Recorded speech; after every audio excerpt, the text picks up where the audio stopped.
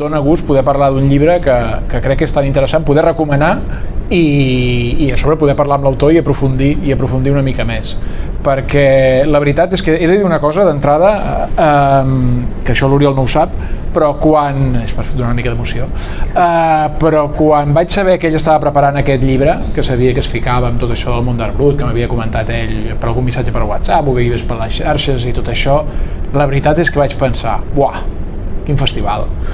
I és aquella cosa que penses, i amb tot el carinyo del món ho penses, de dir, ostres, s'està fotent amb un merder, perquè és un senyor tema, això. És molt complicat, crec jo. La relació entre còmic i art és llarguíssima. No en parlarem ara perquè no és el tema, però podríem fer un debat només de còmic i art, perquè hi ha moltíssima relació entre còmic i art, començant per l'últim Tintín, l'inacabat, que és Tintín i l'Art Alfa, que ja parla d'art. Després tenim moltes biografies de pintors, molts còmics on el món de l'art és el tema, per tant la relació és molt íntima, diguem-ne, el món de l'art i el món del còmic. Però, ostres, ficar-se en el món de l'art brut, amb aquest enfoc, que després vaig anar veient també tipus assaig, ostres, és molt atrevit. I la veritat és que he de dir que el resultat és extraordinari. Trobo que és un llibre extraordinari. I llavors a mi em va entusiasmar llegir-lo, em va entusiasmar poder parlar d'ell, escriure d'ell, i avui poder tornar aquí, tornar-ho a parlar i tornar-ho a destacar. Vull dir que d'entrada trobo que és un gran llibre, que has fet un gran treball, heu fet un gran treball, i us heu ficat en un tema que és difícil, que l'expliqueu d'una manera que està com a la frontera de la narració, és a dir, del relat, és a dir, de la ficció, perquè està estructurant amb una base de ficció, la visita d'aquesta noia que arriba al museu, és aquesta part ficcional, però després entra una part que no només és de biografies dels autors, dels artistes, que ja és interessant, però és que a sobre hi ha un tema de debat, d'assaig, de reflexió, que trobo que és brillant i que està molt ben atrevit, que està molt ben insertat, és molt atrevit fer-ho i està molt ben insertat dins del flux de la narració. Per tant, a nivell de contingut em sembla fantàstic, i després l'altra cosa és com l'Oriol, amb la part gràfica, com explota tot això i acaba donant-li en el conjunt una textura, una flexibilitat, una capacitat d'expressió a través de les imatges i a través de la seqüència, perquè és la gràcia del còmic, que encaixa perfectament això, que és tot un viatge artístic també dins del propi còmic. Ell juga amb els seus estils, amb la seva maleabilitat dels estils, amb la seva capacitat d'adaptar-se, i va transformant el seu grafisme, va transformant el seu dibuix a mesura que la història també va agafant altres sensibilitats i es va adaptant als diversos artistes que va parlant. Per tant, em sembla també un viatge estètic fantàstic, i a sobre una gran defensa també si és que feia falta, però també una gran defensa del món del còmic, de dir, el còmic és possible expressar-se d'aquesta manera, s'expressa d'aquesta manera, s'expressa narrativament, s'expressa visualment, s'expressa en un territori que és la pàgina i la sèrie de pàgines, que ell les investeix de valor, els hi dona un valor, els hi dona una autoritat en aquestes pàgines. D'alguna manera, quasi que t'imaginava tu davant de la pàgina en blanc, davant del full en blanc, i de dir, a veure, com porto aquí dins tota la narració, i allò explota i es converteix en un relat, no? I a més és que hi ha escenes on realment explota el grafisme, no? I realment trobo que és un gran treball, i la veritat és que em va impressionar que estigués tan ben aconseguit, que haguessis arribat a fer això, que realment ho trobo molt difícil.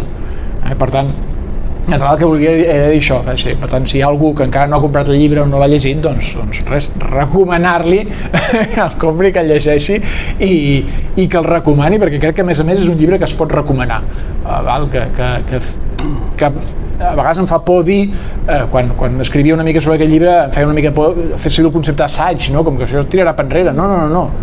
Ostres, és que entra molt bé, és que ho explica molt bé, és que amb uns debats, m'encanta l'escena molt al principi, que estan els tres fantasmes aquests i la noia, i de seguida, és la pàgina 7, de seguida hi ha un debat entre ells, no? Quan es barallen, ja. Es barallen, no? I això és la pàgina 9, del llibre. Quan vaig estar aquí ja vaig dir això estarà molt bé. Ja llegeixes això i te n'adones que el llibre estarà molt bé.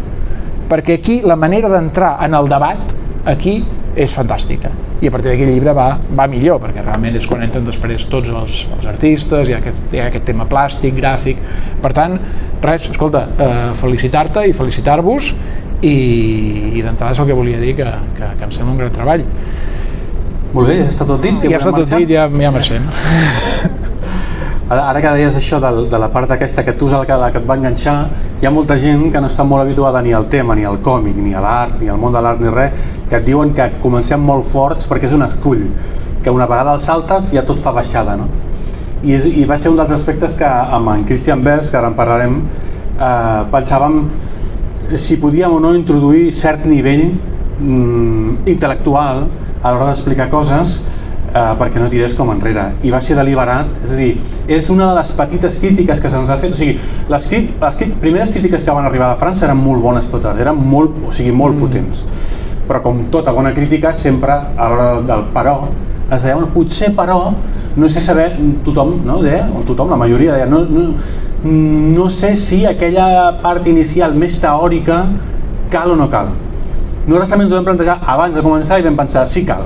De fet, jo encara n'hi hagués posat més. I de fet, al llibre, al principi, encara n'hi havia més. Però ho vam anar netejant una mica i ho vam... No, jo abans de tot, també, d'entrar en matèria, encara que ja hem entrat, volia agrair-te que estiguessis aquí. Com ell ha dit, el vaig fer partícip des d'un bon principi, per qui no el conegui, en Canyissà. Canyissà és treballar a La Vanguardia, és especialista en còmic també, ha publicat diversos llibres de divulgació, i sempre aprens coses, perquè per exemple jo només començar ell he après que al darrer de Tintín es posava amb el tema artístic, no? Que al final hi ha un mantra que diem que és que Tintín ho ha explicat tot, és que realment ho ha explicat tot, és una passada, ho ha trepitjat tot. Està inacabat, no, aquest? Està inacabat, sí. I de fet, hi ha una teoria que a mi em fascina, és un petit parèntesi, però si no ho coneixes jo crec que t'agradarà. El Benoit Peeters, el teòric del còmic i especialista en Tintín, una de les coses que creu que el va arribar a bloquejar l'Hergé d'acabar aquest llibre, aquest còmic, era que el propi Hergé no sabia com representar la pintura en el còmic. I a mi això em sembla un tema fascinant. Podeu començar per aquí perquè és un temazo. Com representar la pintura en el còmic. Jo aquest llibre, veieu que posa un món d'art brut, i a més tu tens l'edició francesa, és veritat. Soc així de pedant i porto l'edició francesa. D'Oriol Malet i Christian Berst, que al principi no anaves així, anava a ser un món d'art brut d'Oriol Malet. Però clar, el pes de Christian Berst era constant i al final el vam convidar a figurar a la portada fins i tot, que això és pràcticament com dir ets autor, no? O sigui, és que era tan pesant que aquesta idea de fer un còmic sobre art brut, la intenció de posar-se en aquest jardí que deies tu al principi, era d'ell, que és íntim amic d'en Guy Delcourt, l'amo de l'editorial Delcourt, i li deia allò que ens diuen a tots els que fem còmic i que són d'un altre tema, que és, podries fer un còmic de, no sé, no? Si ets mecànic, podries fer un còmic de mecànics, podries fer un còmic de futbolistes, podries fer... Està tot fet. I en Guy li deia, en Guy com a col·leccionista d'art brut que és, li deia a en Christian, has de fer un còmic d'art brut. I es veu que ja ho havien intentat, feia uns anys que ja ho havien intentat, i no se'n havien sortit perquè veien que les propostes eren molt poc d'autor. O sigui, quan tu et poses a fer un còmic...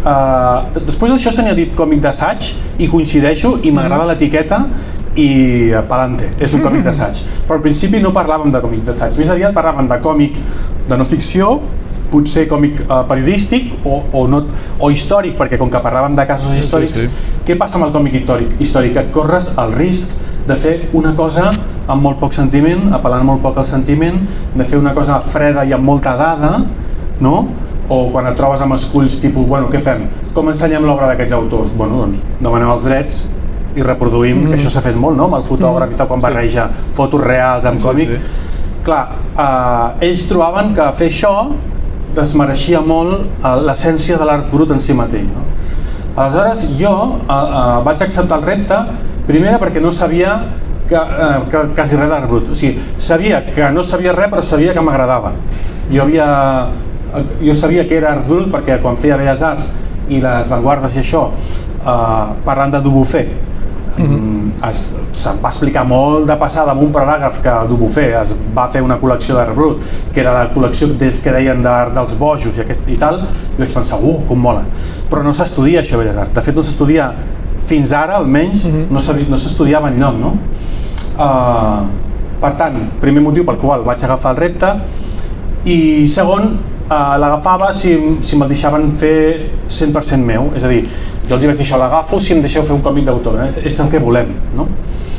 I bé, tu saps que en el món del còmic, sobretot en mercats forts com el còmic franco-belga, perquè t'acceptin un projecte has de fer un bon projecte, has de fer un guió molt ben acabat, unes planes molt bé, un nombre de planes concret molt ben acabades, és normal, no? Perquè vegin. Però en aquest cas, amb 4 dibuixos, 4 vinyetes de les que surten aquí ja em va bé prou, que vaig fer aquella cosa de començar un dels personatges, que aquí era Carlo Ginelli, dibuixant, i el seguia fent dibuixant, però la primera vinyeta era del meu estil, la segona començava a introduir un estil que no era el meu, que és el del propi Carlo Ginelli, la tercera encara més, la quarta encara més, i la cinquena vinyeta era un quadre de Ginelli sense ser un quadre de Ginelli, és a dir, que havia agafat els seus trets, els havia personificat, els havia plasmat, però tothom que coneix Ginelli, que deu haver poca gent, per sort, perquè si no em poden desmentir, considerant que allò no és un quadre de Ginelli, però que s'entén molt bé que és d'ell, no?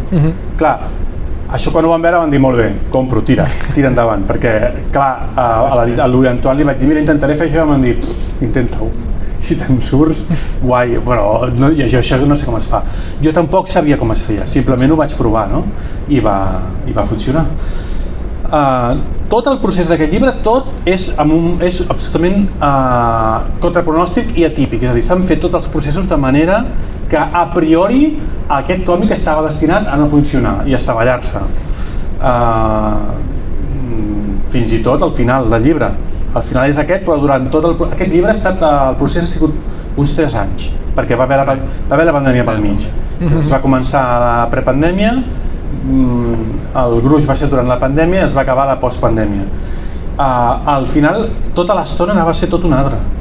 I quan anava a dibuixar les últimes planes, doncs l'editor em va dir, pots dir, has estat fent tota l'estona mimetitzant amb altres estils i podries acabar d'una cosa 100% Uri Malet, i a més fins el que us deia que abans tenia molt més text aquest còmic, tenia molta més càrrega de contingut, i clar, ells veien ja mirant el 80% del còmic que s'entenia tot molt bé, que jo en lloc d'explicar amb diàlegs com era l'estil de cada autor ho feia dibuixant, que això s'entenia d'una manera que ja no calia parlar més, i que per tant al final, vull dir que fins i tot al final el vam canviar a l'últim instant, a l'últim segon.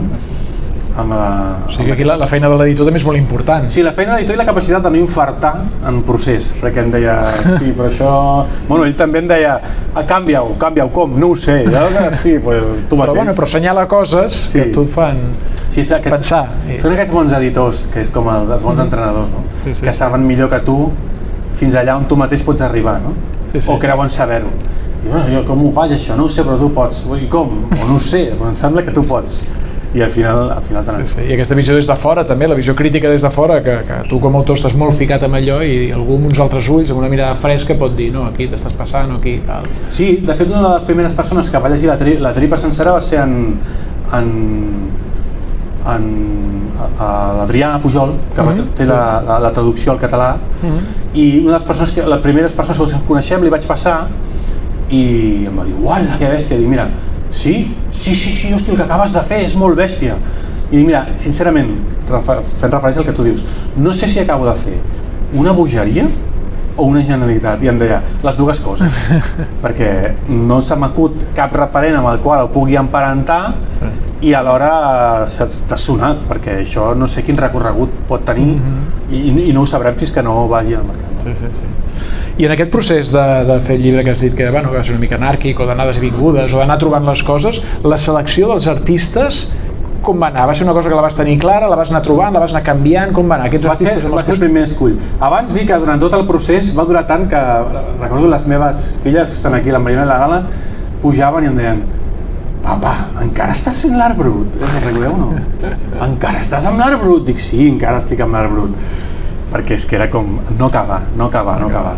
El tema de selecció d'artistes va ser la primera cosa que vam dir. Clar, l'art brut, pels que si l'heu llegit, espero que us hagi quedat clar, i si no, així ho repeteixo, i els que no l'heu llegit, us explicaré que l'art brut no és un moviment artístic en si mateix.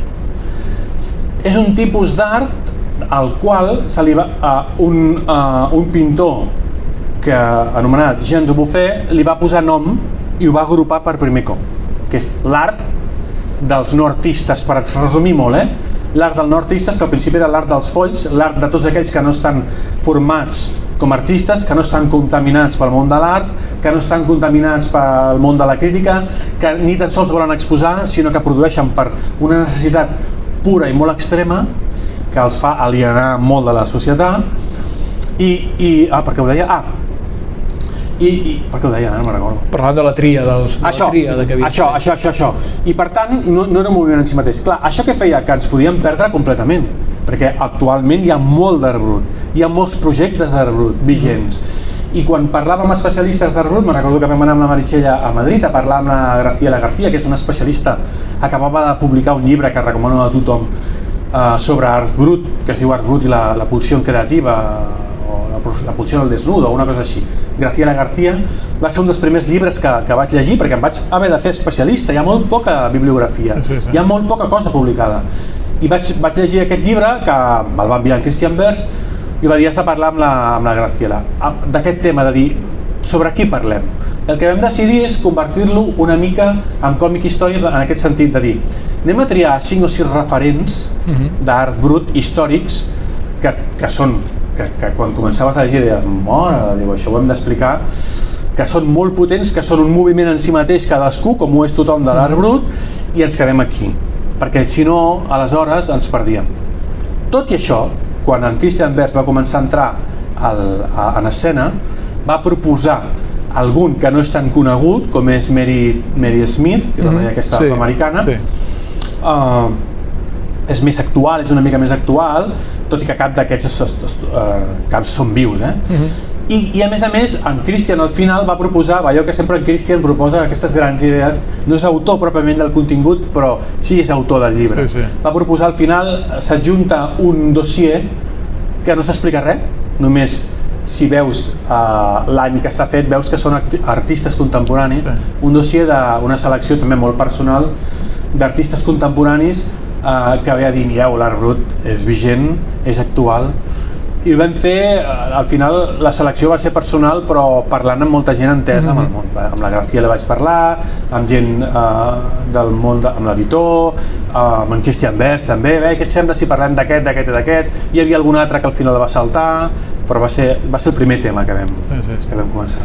Amb el llibre justament una de les coses que parleu és d'aquesta confrontació que hi ha entre com definir l'art brut, no? Es parla de l'art dels bojos, però tampoc és això, és un art, això sí, fora de les tendències. A mi m'agrada molt que jo quan sentia parlar d'art brut la primera vegada, potser a l'escola, penses l'art brut i penses si brut vol dir guarro, vol dir sufio, no?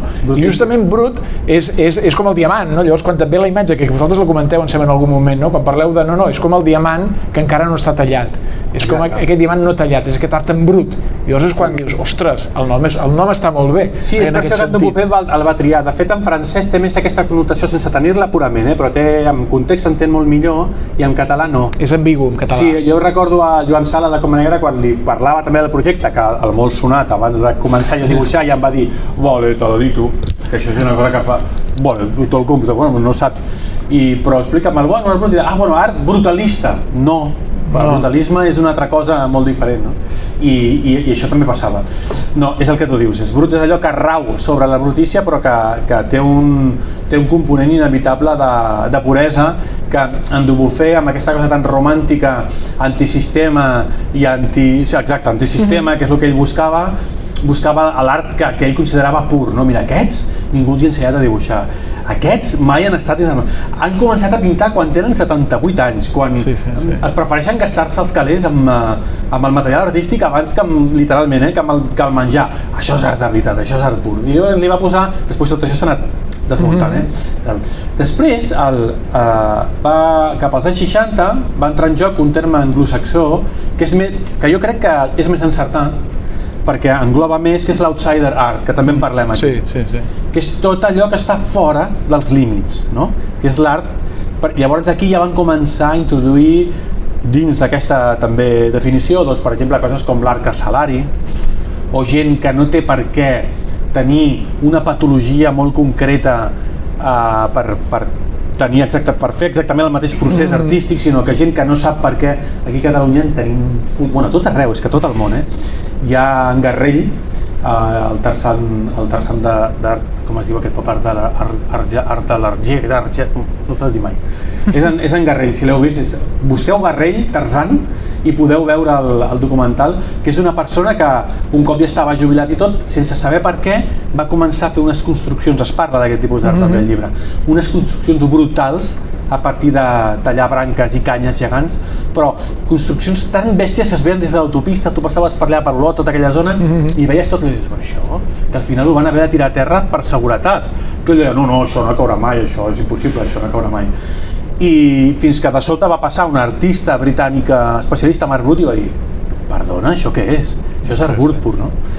El Garrell, per exemple, no està considerat dins del subgènere d'art brut l'art dels polls, no? Perquè però tot amb això també jo fins ara és veritat que sempre, i el llibre ho diu, m'he afanyat a dir, s'ha dit sempre l'art de la folie, però no només és això.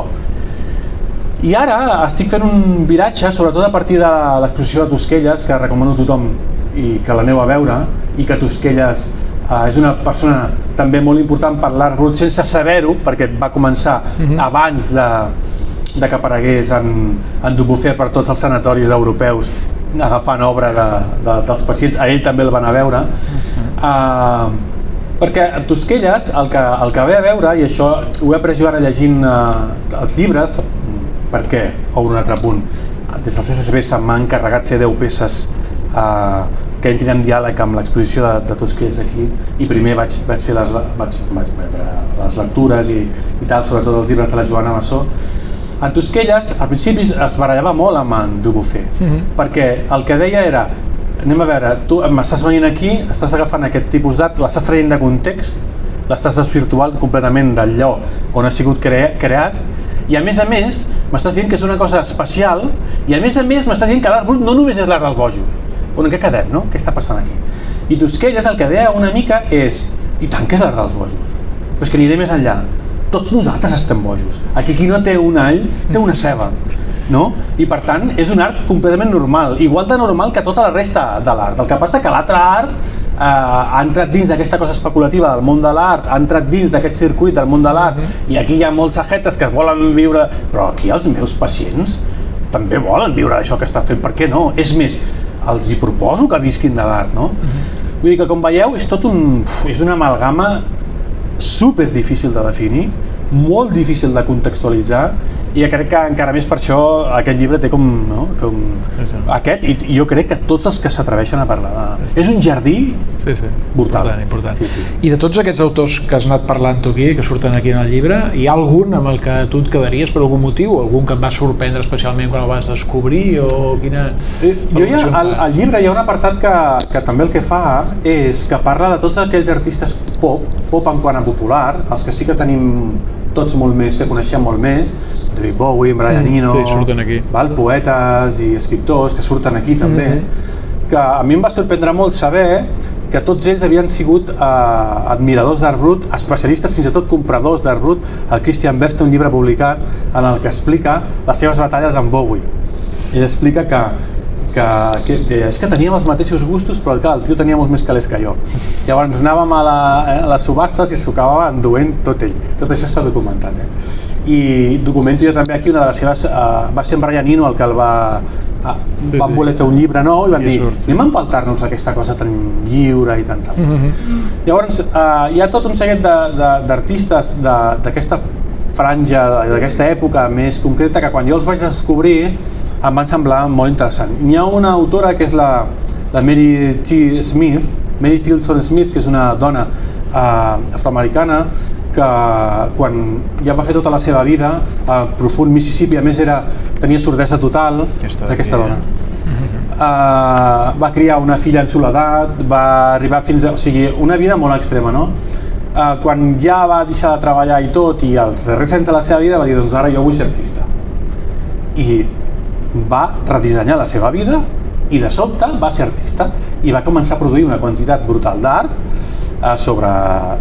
no tenia calés per tenir material, doncs sobre que tenia allà planxes de ferro, doncs agafava planxes de ferro i les pintava. I llavors a mi el Christian em va dir, has de parlar amb el galerista que la va fer famosa, perquè aquesta sí que va veure la seva obra exposada, no famosa ben bé, però va veure la seva obra exposada en vida i té una anècdota molt maca que t'explicarà ell. Llavors em va donar el seu correu i li vaig enviar un home molt curiós, que parlo d'aquí del llibre, i li dic, mira, que en Christian m'ha dit que tens una anècdota molt bona de la Mary Smith.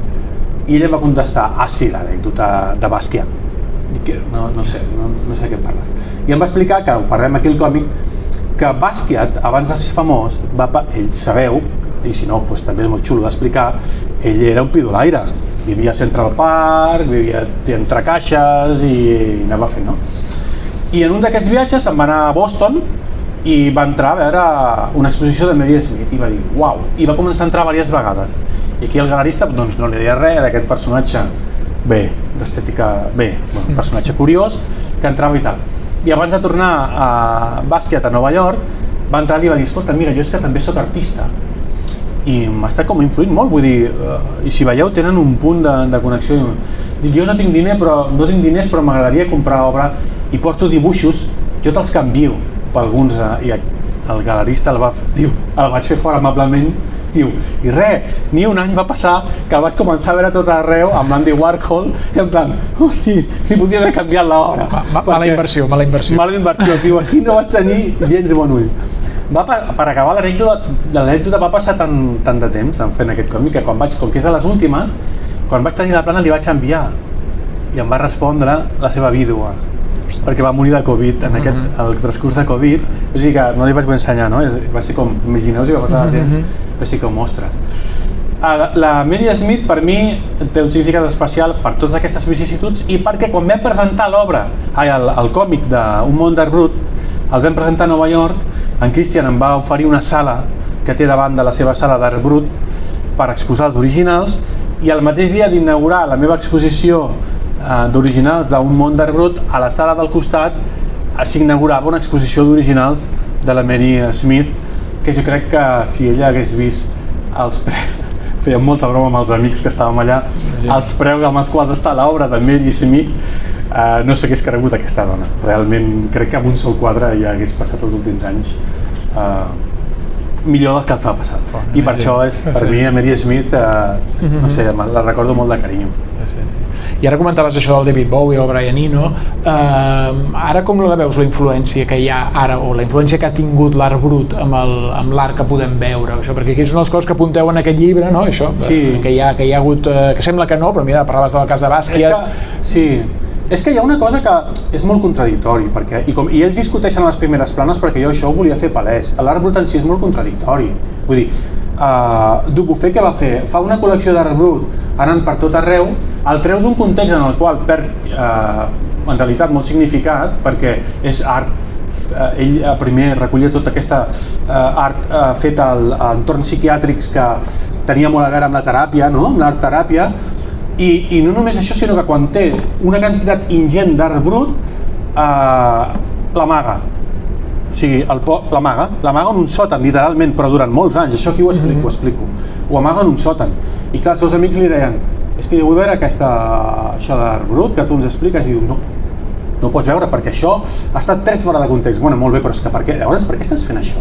I va començar a entendre que si s'exhibia d'una manera adequada prenia molt context. Per això un dels tres fantasmes, que encara no hem parlat dels tres fantasmes, un dels tres fantasmes del fil conductor és Harald Simon, que és un dels representants dels nous comissariats d'art, és un dels primers comissaris superstar que li diu és que es podia, al final jo ho vaig acabar exposant d'una manera en què s'entén molt bé què és l'art brut, no?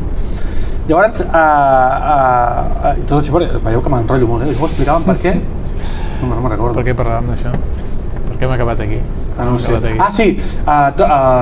De l'influència de com arriba l'art brut ara en el temps. És un contradictori perquè al final acabem parlant de les mateixes coses que parlem de qualsevol artista i de qualsevol moviment artístic, però potser l'única diferència és que amb diferents graus. És a dir, no deixen de fer res que és exactament el mateix que fan els artistes.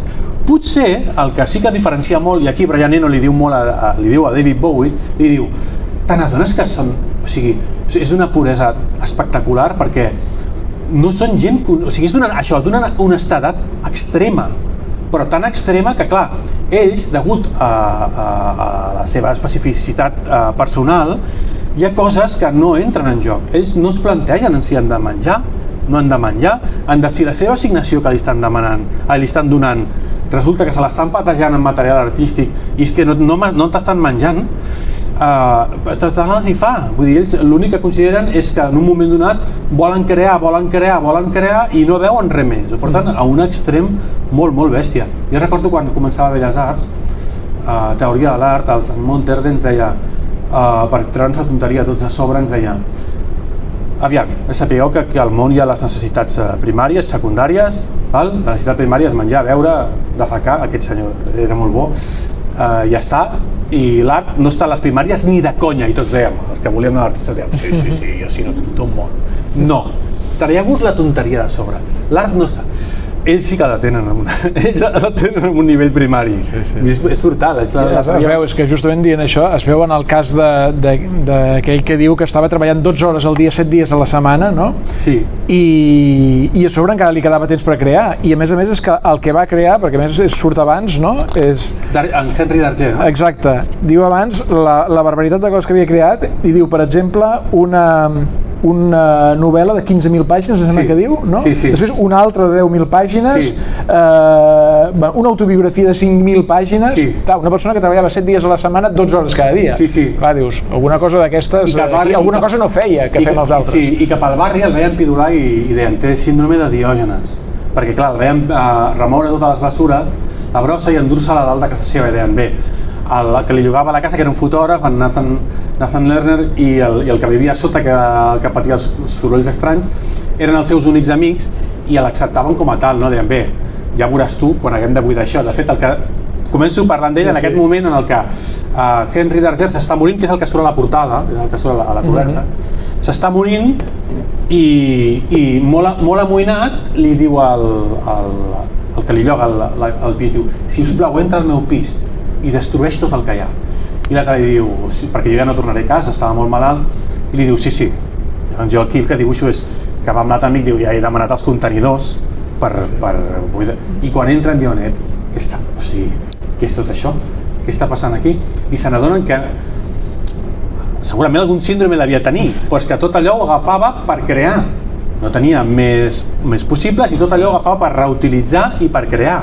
I se n'adonen, un cop no li fan cas, no? Com el Kafka, que dieu aquí també.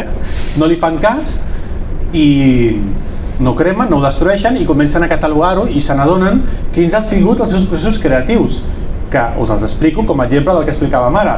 Ell no sabia dibuixar i al principi què feia? Doncs collage. Doncs retallava i enganxava les imatges que li interessaven de les revistes que agafava. Però després, què sabia fer? Escriure. Doncs com ell us ha dit, escrivia i molt. Però després va dir, hòstia, és que jo necessito que aquests dibuixos prenguin vida. I comença a calcar. Apareix la fotografia, apareixen al seu barri, comencen a aparèixer els tallers de fotografia i demana doncs, allò que li amplin, no? Perquè aquell dibuix el vol ampliat i comença a calcar. I clar, la pulsió creativa que dèiem abans és tan bèstia que dibuixa tant que aprèn a dibuixar. Al principi dibuixa només allò que copia i copia tant que al final ja desenvolupa un món completament seu, no? Les Vivian Girls i tot això, que al final ha sigut inspirat per molts artistes. Un dels quals, francès, que en Philippe Cohen-Solal, del qual parlo aquí, que va venir a l'exposició i que agafa tot aquest univers i que llegeix obra seva i que composa cançons amb les lletres d'Arger i que treu un disc meravellós. Vull dir que imagineu, Deies abans que no havíem parlat dels 3 fantasmes, que són 3 dels 4 protagonistes del llibre, o dels 4 protagonistes més que segueixen a tot el llibre, a part de la noia que fa la visita al museu al principi de tot, i parlem, si vols, un moment dels tres fantasmes aquests. Un és el que has dit tu, que és aquest el Harald Seaman, aquest supercomissari, diguem-ne, no comissari en el sentit Villarejo de la paraula, sinó comissari artístic. De fet, si no m'equivoco, aquí al MENAC, em sembla que va ser l'any del Fòrum de les Cultures, va fer una exposició de les destacades del Fòrum de les Cultures. Tenim algun llibre a la llibreria baix també del Harald. Sembla que sí. Busqueu coses d'ell perquè és brutal. I veure imatges d'ell, és un superstar, però comissari. Doncs un dels fantasmes és ell. Un és aquest, l'altre és el Jan de Buffet, que també hem comentat, que era l'artista, el que va donar nom, i el tercer és el psiquiatre, que és el que dona aquesta vinculació amb el món dels bojos, diguem-ne. Sí, perquè a més li faig justícia perquè, clar, apareix de Buffet i posa el nom Art Brut el 1945, però és que als anys 20 i 30 hi va haver tot de psiquiatres que tot això ja ho treballaven abans, però sense atrevir-se a sortir de l'entorn psiquiàtric i fer el pas al món de l'art, entre altres coses perquè no ho veien necessari, ho veien com contradictori, no? Que és el que veiem ara. I és això, està molt bé acabar a parlar-ho ara, però normalment parlem d'aquests tres fantasmes a l'inici de les presentacions del llibre, i és això, per mi era molt important que el fil conductor per filar tot això fos una ficció molt prima, molt petita, que és tan senzilla com una noia que se'n va a veure una exposició d'art brut i no sap res. Amb això el que feia jo era convertir com a protagonista el lector o lectora del llibre, som nosaltres, no sabem mai el nom d'aquesta noia, la veiem més d'esquena que de cara, en pla subjectiu, per tant, en realitat, el protagonista d'aquest llibre i el fil conductor és ella, però és el lector que, com ella, no sabem res quan comencem a llegir el llibre del que ara llegirem, no? A la qual ens situàvem en una posició que em solucionava molts temes ja. Per mi em beneficiava molt. Em donava l'excusa per parlar de tots aquests artistes i amb l'ordre que a mi em donava la gana, perquè ella va passejant per l'exposició i va veient. I després el que feia jo era introduir aquests tres fantasmes a mode shakespearià que se li apareixen, que només veu ella, o sigui que em permeto cosetes, molt de ficció, també per introduir coses d'humor. Sí, algun punt d'humor amb els altres visitants. De sarcasme, perquè per no passar allò que us deia al principi de convertir un llibre històric molt fred, molt de dada i molt tal, i que a més ja només començar a es barallen i s'hostien entre ells, però tu vas fer allò, no, però què dius, ja hi tornem a ser, i s'emprenyen mogollon, no? I és aquesta excusa. Els fantasmes, el que em passa a mi també és que, clar, és que tot el llibre assaig té aquest perill, no?, de ser pura dada. Llavors, amb això introduïa ja un argument. I al principi passa una cosa, en el transcurs passa tot això que estem parlant, i al final passa una altra cosa, que a més és visual, no? I és que els fantasmes, un cop entenen que la noia ja ho està entenent tot, ja no calen, ja desapareixen, i llavors ella se n'adona que són fantasmes perquè, hosti, fins ara només mirava els quadres, que si us fixeu, a les vinyetes no se'ls mira mai. Quan ells estan incorporis, els dibuixos incorporis, ella no els està mirant. Quan els mira és quan els dibuixo peus i coses així, són petits detalls de friqui. I al final ja els veu com s'evaporen i desapareixen, i faig un joc gràfic, estètic i plàstic que desapareixen. Són aquestes petites coses de ficció. Hi ha hagut algun periodista que em deia, és que estàs dient que és no ficció, però aquí hi ha ficció. Per mi m'interessava molt aquesta cosa d'afegir, introduir la ficció per explicar una cosa de no ficció. I és per això que apareixen d'aquesta manera i tot. I en un lloc molt concret real també, que és la Kunsthalle Bern, al Museu d'Art Contemporani de Bern. Molt bé, suposo que haurem de deixar de torn també perquè si voleu fer algunes preguntes aneu pensant alguna cosa, però abans et volia fer també una pregunta ja una mica per més endavant, saber una mica en què estàs ficat ara, si es pot explicar alguna cosa, cap on aniràs després d'aquest món d'art brut. Sí, ara com us deia, fins ara aquest mig any, perquè el llibre va aparèixer a finals de novembre, ha fet la seva primera etapa, que ha funcionat molt bé, en especial la traducció en català, això els de Comanegra en saben molt de fer-ho, i ha funcionat molt bé, i l'hem exhaurit. Ara sortirà, abans ho comentàvem, la segona edició, que no serà una reimpressió. En aquest món heu de saber que ens afartem de dir, i no és culpa vostra, ho posa als llibres, tercera edició, quarta edició, i no és cert, és tercera reimpressió, quarta reimpressió. Quan el segon llibre que torna a sortir és exactament idèntic del primer, és una reimpressió. El que volem nosaltres fer és una reedició. Quan tu fas una reedició, la tripa, diguem-ne, el contingut no el toques, però varies una mica alguna cosa, portades, afegeixes un pròleg, jo què sé, invento pòsters, cromos, jo què sé. Fas el paper, el tipus de paper, el converteixes en una cosa diferent per aportar alguna cosa, de manera que el que ha comprat la primera no s'enfadi, perquè tampoc estàs tocant res de l'altre món, que no l'ha comprat, la segona el vulgui comprar, i potser si t'agrada molt tinguis la primera i la segona, que això també passa, que de friquis n'hi ha molts, que compren el mateix llibre diverses vegades, no n'hi ha ningú. Llavors, està passant, ja està ben com tot un procés. Jo ara acabo de fer 10 il·lustracions que sortiran la setmana que ve. Em van demanar que entrés en diàleg amb l'exposició de Tosquelles a partir del que jo havia fet d'un món d'art brut, i he tirat molt cap a Tosquelles, o sigui, m'ha atrapat moltíssim, moltíssim. Jo per això us recomano, ara no fotré el rotllo de Tosquelles, però estic en el moment que jo ara començaria a fotre el rotllo de Tosquelles, no ho faré, aneu a veure l'exposició, que per algú està. I la Joana Massó va escriure, que viu a París, i per aquí va escriure un llibre brutal de Tosquelles, el vaig llegir i em vaig fascinar moltíssim, i amb tot això he generat 10 peces que quan les vaig entregar molt fora de calendari divendres passat, dijous passat, es van quedar molt parats perquè van dir, hosti, és que aquí t'has passat 3 pobles, no has fet 10 il·lustracions, tinc ganes que les veieu, no has fet només 10 il·lustracions sobre Tosquelles, sinó que has entrat en diàleg i has entrat en un contingut totalment. Aquí hem de fer alguna cosa més, és el que jo volia, fer-ne alguna cosa més. Tant és així que la propera edició, una de les coses, de les novetats de la propera edició, li vaig demanar a la Joana Massó que l'escrivís ella. Em va demanar, puc entrar en debate? Entra en debat.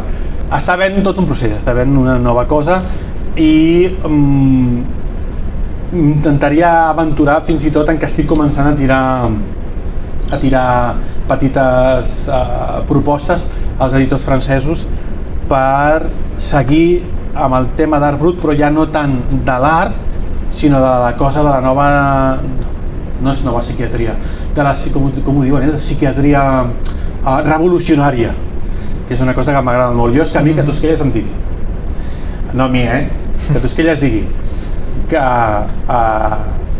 tots estem bojos, el que passa que n'hi ha que sabem dissimular molt bé, i n'hi ha que pobres els hi costa molt dissimular.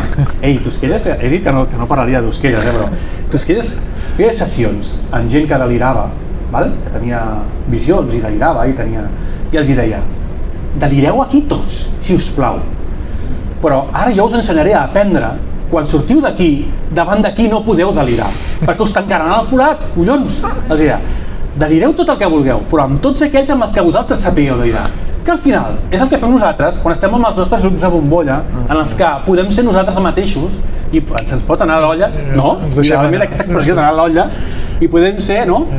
I, ostres, a mi això m'ha robat el cor. A mi m'ha robat el cor perquè és una cosa com molt oberta, és una cosa amb la qual es pot treballar moltíssim, és una cosa molt inclusiva, i després m'ha passat una altra cosa, que quan he dit amb el Christian Berst, que estic parlant amb un que fliparàs, Tosquelles, aquí faràs, és molt conegut. Ah, sí? Sí, jo tinc molta obra.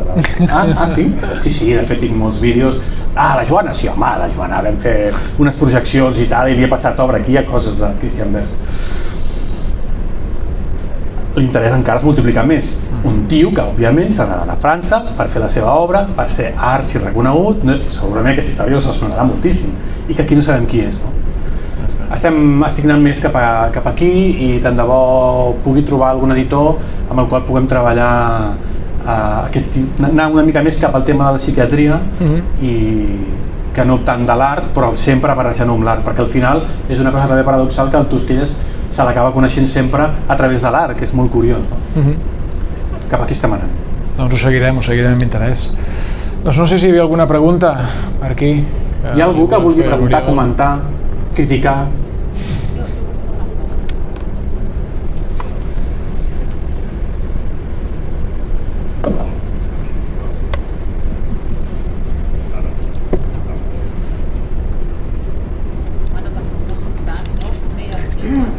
Sí, si no... Hola. Ara. Vale, hola, bon dia. La meva pregunta està referent a l'art brut. Sí. Vale? Has parlat de l'art brut com que no és una corrent... En si mateixa.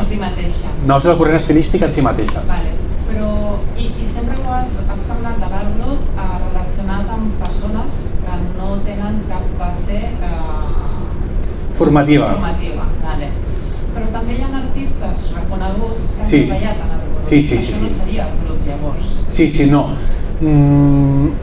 Com podeu... Ells parlen del brut. Sí. Com podeu imaginar-vos, hi ha molta discussió amb el tema. Discussió en positiu, De fet, quan parlo d'aquestes coses que es poden acotar tant a una definició, que és la que tu feies, sobretot em refereixo als que hi ha aquí al llibre. La cosa ha evolucionat tant que no és tan així.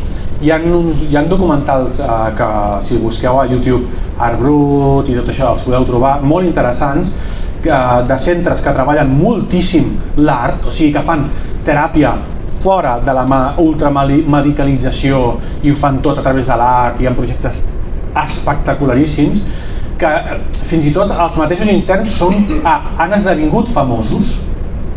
La seva obra ha esdevingut, o sigui, té un valor molt alt i ells són conscients, avui en dia. O sigui, imagineu-vos fins a quin punt, i fins i tot el que tu deies, gent que no es remet al tema d'estar darrere d'un diagnòstic psiquiàtric X, ni molt menys, i que considera ell mateix que fa art brut. Sí, jo diria que sí, sí. Primer, donar-te la raó, si existeixen, si en conec, de fet, ens han vist, va passar, no sé si algú va... ja no hi és.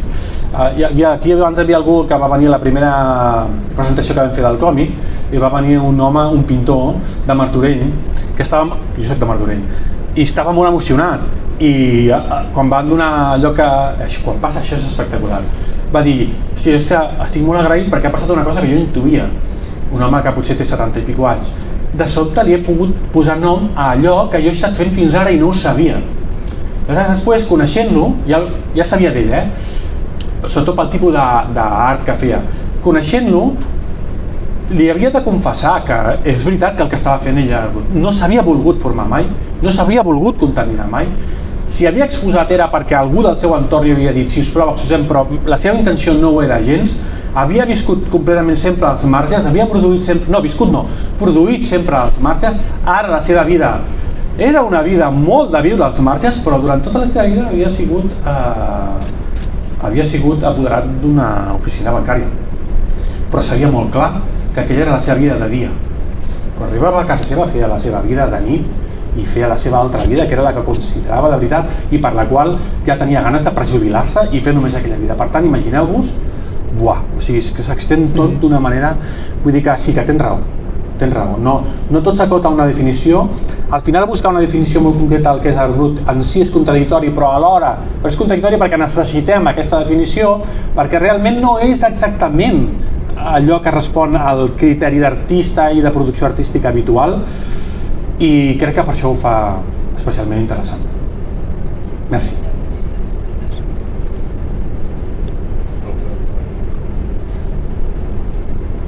Alguna pregunta més? S'aconsegueix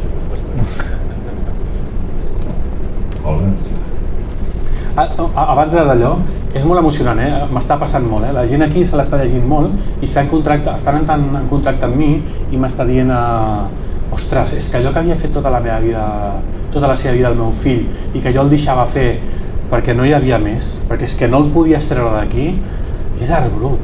I ara he tancat un cercle, no? Penso d'Esparreguera a Massip, val? Em va venir el seu pare amb el llibre a la mà i vam quedar per prendre un cafè i estava super emocionat i em va dir és que t'he de donar les gràcies, hòstia, que et passi això amb un llibre, a mi ara mateix em fica la pell de gallina perquè és bastant espectacular. Per què t'he de donar les gràcies? Es va morir durant la pandèmia també i des d'aleshores no va tenir ni esma d'obrir el taller, allà estava, l'ha obert fa poc perquè amb uns que eren amics seus i jo ens va convidar després d'aquesta conversa i va dir és que, ostres, per fi li he posat nom a allò que ell feia tota la vida i quasi que si ho hagués sabut potser hagués sigut diferent la relació, no? No hagués sigut, hòstia, però què estàs fent? Si això que estàs fent no té ni cap ni peu. Clar, jo veia que tenia cap i peus perquè era l'únic que per ell tenia un sentit per anar a perseguir, no? I jo no el vaig conèixer, tot i que la primera fase de fer el llibre ell sí que era viu i em deien l'has de conèixer, i tampoc hi vaig a temps, i no sé si vosaltres el coneixíeu, però era un personatge peculiar d'Esparreguera.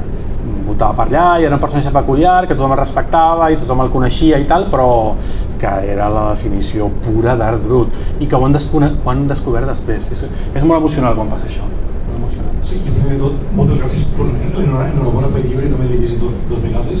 Gràcies. Just el vaig acabar d'ahir i una altra vegada està aquí. I seguint una mica el fil de lo que estem parlant de la catalogació, diguéssim, de lo que seria art brut en tot el seu extensió, diguéssim, podries parlar una mica també en quin moment es va decidir descartar la part de l'art fet pels nens? Sí. O sigui, en aquest sentit de la part del raonament quan són preadolescents. Sí. Això és molt interessant. També hi ha una pàgina que de fet ara han marxat perquè pobres estan tan cansades de muntar el meu rotllo que són petites. La plana de l'art dels nens l'han dibuixat ella, la van dibuixar ella. No li vaig dir dibuixeu, vaig agafar tot allò que fan els pares, tots els àlbums d'escola, no els amagueu, sempre fan servei en algun moment. Dubuffet va iniciar no només l'art dels nens, sinó com es diu, naïf, l'art naïf, i el va incloure. Però de seguida vull dir els primers anys, els primers 5 anys. Ell va posar art brut el 1945 i de seguida que va començar a fer la col·lecció, els primers anys, ja et diria, exactament no t'ho diré, però jo diria que els primeríssims anys va veure que si d'alguna manera li estava costant ser rigorós i s'estava contradint amb el tema de l'art dels nens i de l'art naïf encara més, perquè l'art naïf obeeix a unes regles molt petites. Cada tipus d'art naïf depèn de la procedència, és d'una manera molt específica, però reprodueixen exactament allò que la norma de l'art naïf els hi diu i això ho va descartar. Té un mercat també, el naïf. El què? Té un mercat. Té un mercat molt concret, té un mercat molt específic, exacte. I està pensat pel mercat directament, no? Majoritàriament, tampoc vull que ningú se m'empreni. I el dels nens és molt interessant. El dels nens, jo després mentre em documentava, vaig a llegir alguns llibres sobre processos creatius, com es forma el procés creatiu des dels infants. N'hi ha un molt interessant de Vygotsky, que és espectacular, amb aquest pragmatisme seu ho explica molt bé, i diu una cosa, aquí tenim el mantra que els nens petits tenen més imaginació, no?, que els grans, perquè els grans ja estem contaminats, però és que està demostrat que no és així. Tenen molta menys imaginació, perquè la imaginació, per definició, es genera a partir de l'experiència pròpia. Per tant, per lògica, quan més experiència tens i més adults som, la capacitat d'imaginació és més gran. El que passa que els adults són tan burros que no la treballem, però això és un altre aspecte. I els nens, des de ben petits, els hi passa a la inversa. De seguida que comencen a establir certes experiències, aquelles 4 coses petites d'experiència que tenen la multipliquen per 1000, perquè com que no tenen filtres, són petits i el que volen és això, i jugar, juguen, sembla que tinguin molta més imaginació, o en el sentit que són molt més creatius que nosaltres. Doncs això, Dubuffet també se'n va adonar i va veure que des del principi els nens el que fan és precisament això. I fixeu-vos, tots els que teniu i heu tingut criatures, l'art que podríem considerar com pur dels nens és superpetit. És l'època del gargot, després ens n'anem a la dels capgrossos, això que fan que és un cap, però els que volen és dibuixar realista, val? I de seguida passen aquesta època que jo, que és un rotllo perquè jo vaig intentar que allarguessin aquesta més d'intentar dibuixar bé, que per ells és intentar dibuixar com dibuixen els que són més grans que ells, i per tant de seguida comencen a copiar el que estan fent els altres i volen aprendre, entren dins del circuit de l'educació, de l'ensenyament, i volen aprendre totes aquestes normes i aquests recursos que, segons Dubuffet, no ho oblidem, segons Dubuffet, feien que perdés la puresa. Però jo considero, per exemple, i això és una opinió meva personal, que hi ha una part d'art infantil que podria ser considerada perfectament art brut, per mi, jo allò que poso a la plana aquesta, tots aquests dibuixos. Jo vaig fer un llibre amb la meva filla Mariona, la Mariona i els seus monstres, que per raons X la vaig convidar a dibuixar. Teníem els somnis i no sabíem com sortir-ne d'aquesta, i la vaig convidar a dibuixar el monstre perquè ho superés, i tant va funcionar que no va deixar de dibuixar monstres. Però és que fotia uns monstres que jo era incapaç de crear. És que jo era incapaç. Jo ens parlàvem amb la Yolanda Batall, amb la meva editora principal d'aleshores, i deia, mira Yolanda, és que jo estic pensant en fer alguna cosa. I com ho faries? Anima't. I vam fer un llibre, vam publicar La Mariona i els seus monstres, un llibre a 4 mans, perquè fixa't com és així, per això jo opino que és un art molt pur, és una expressió molt pura, que si jo hagués volgut dissenyar aquells monstres, jo no me n'haguessin sortit, almenys d'aquella manera. Jo no. Vull dir que et dono la raó, no te la dono, me la dono a mi mateix i no la dono, i a Dubuffet també alhora. Però entenc també perquè Dubuffet va dir que l'art dels nens no entrava, perquè de seguida estava com... Ells volen contaminar-se. Hi ha la voluntat que volen contaminar-se i volen dibuixar bé. Jo ara la Mariona, que no està aquí, li dic, hòstia Mariona, dibuixa a la teva manera. No, jo vull dibuixar bé. Per què és dibuixar bé? Imagineu-vos quin pare turra amb aquest tema de la criatura. Què és dibuixar bé? Mira, i m'ensenya els manga, no? Llavors de sobte comença a dibuixar tots els nassos davant. Per això jo no els he ensenyat mai a dibuixar. I se m'emprenyen mogollon. Jo no els he ensenyat mai a dibuixar. El que he fet és que he convertit tota la casa, tota, en una habitació de nens ple de pintura i dibuixos i ho tenen tot a l'abast i flipar i empaltar-les d'aquesta emoció i d'aquesta oh mireu, esteu flipant, tal, i sí, però dir això es dibuixa així no ho he fet mai a la vida, mai, perquè m'interessa molt més que ho facin a la seva, però és superdifícil, aquí al final hi has de donar la raó a Dubuffet, és que és difícil, és que ells volen dibuixar com els altres i és molt lògic. Gràcies. Alguna pregunta més? Ja que estem. Sí. És que ja va animar. Endavant. Ja que estem amb el tema dels estils, perquè estem parlant, seria la part d'aquesta de quin... O sigui, volem saber si a l'hora de fer Harald Zeman i tots aquests els coneixem a nivell de retrat, igual que en J. Dubuffet, però com has tindre que fer l'estudiant que va a la Kunsthalle de Berna, diguéssim, vas voler-la molt distanciar del que serien els estils dels autors que has triat per fer el... A veure, no estic segur de si t'he entès. O sigui, a l'hora de triar el teu estil meu, dels personatges i diguéssim que són els portaveus sí, les pàgines blaves, sí. O sigui, te va costar molt definir l'estudiant? No. De fet, aquí també hi ha una anècdota. I és que les pàgines blaves, les primeres pàgines blaves són, una vegada em van dir que queia amb el projecte, jo me'n vaig anar a França i vaig dir, mira que et porto uns storyboards que he fet, però i eren aquestes pàgines blaves, les primeres, i va dir, això són els storyboards? Va dir, pues jo no sé quan acabes el llibre. I dinant, que és quan surten, ja ho sabeu, les millors coses, fora del despatx va dir, escolta, aquestes són les del fil conductor que vols fer, sí, deixa-les així? Sí, deixa-les així, perquè te remet a aquesta cosa també com inacabada, no? Perquè nosaltres quan fem el dibuix abans de passar a tinta, dibuixem en blau, alguns, es fa bastant, és una cosa bastant tècnica, que es fa en blau perquè fas tantes línies que no es barregen tant i després quan en tintes per sobre el negre queda molt palès i després elimines el blau abans borrant i ara contrastant amb Photoshop. I per això les havia fet en blau. Doncs no em va costar perquè va ser idea de Louis Antoine, remetem això que diem del gran editor, i va dir, deixa-ho així. Hòstia, i les pàgines històriques, no, aquestes les poses en blanc i negre que remet com a una cosa històrica. Està molt encertat. Sí, està molt... I em va sortir sol. És que és una cosa com molt... Jo no crec que pugui tornar a fer un llibre com el vaig fer... com he fet aquest, 3 anys.